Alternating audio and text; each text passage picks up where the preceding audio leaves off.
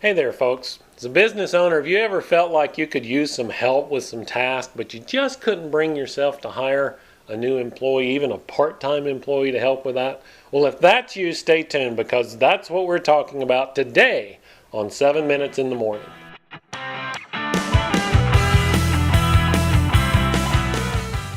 Hey there, folks. Good morning and welcome. This is 7 Minutes in the Morning, your daily dose from me, your business coach. My name is Tom Rigsby. I'm a business and life coach, and I am here to help you grow and improve your business. Well, this week has been an exciting week with lots going on here around 7 Minutes in the Morning. If you're listening to the audio version and you haven't heard yet, there's a video version of the podcast available this week. You can get that video version at tomrigsby.com. or on my YouTube channel, youtube.com/JTRigsby. Now, if you've been watching the video version of the podcast and you like it, I want to encourage you to send me some feedback. Leave me a comment on YouTube, leave a comment on Facebook, or just drop me an email, tom@tomrigsby.com.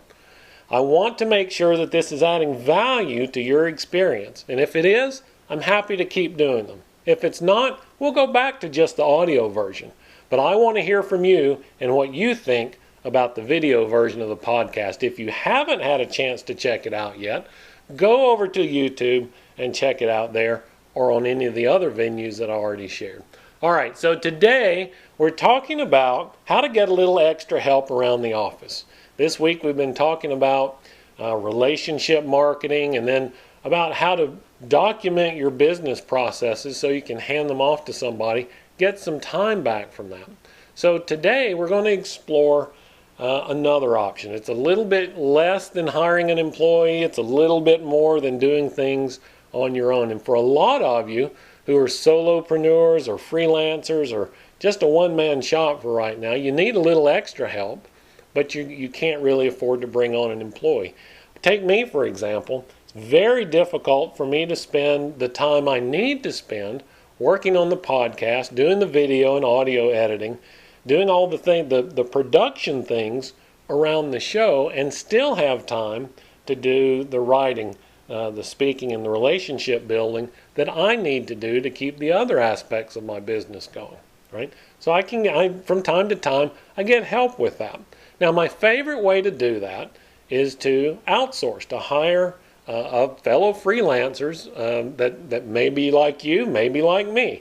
One-man shop out there that needs a little extra work, and it helps them get that work, and it helps me get my work done. Now,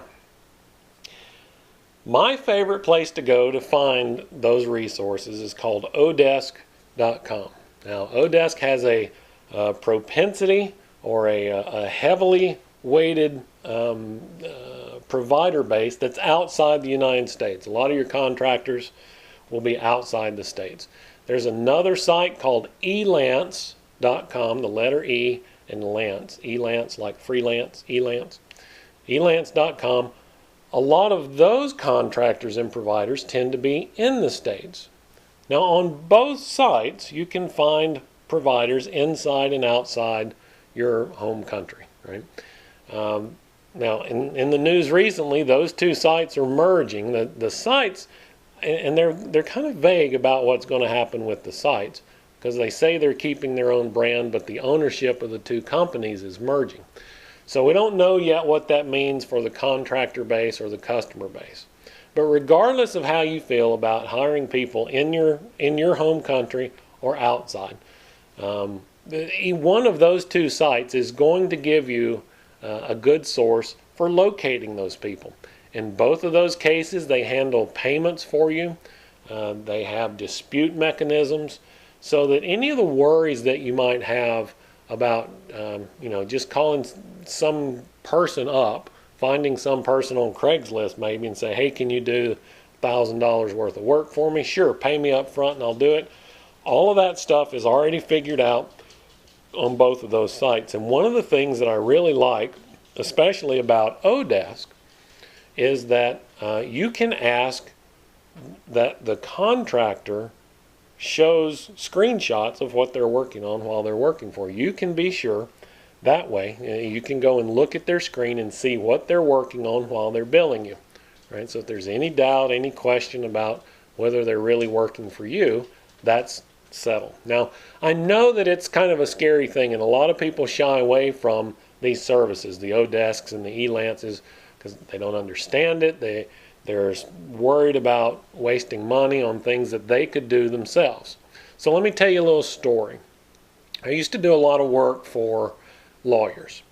And one of the things that they do when they're getting ready to go to trial is they have to prepare the presentation that they're going to show the jury, right? Most of the time, those presentations are in PowerPoint or some graphics package or what have you.